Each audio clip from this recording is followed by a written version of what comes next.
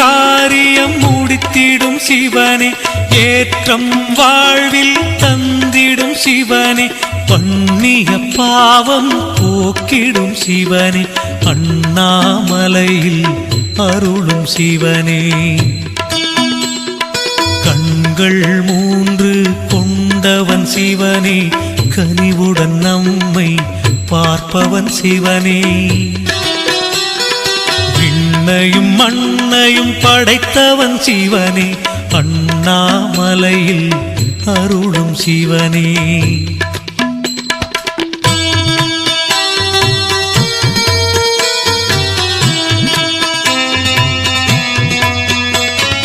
தேவரின் துன்பம் தீர்த்தவன் சிவனே, திருவருள் புரிந்திட வருபவன் சிவனே, மாபெரும் சக்தியை கொண்டவன் சிவனே.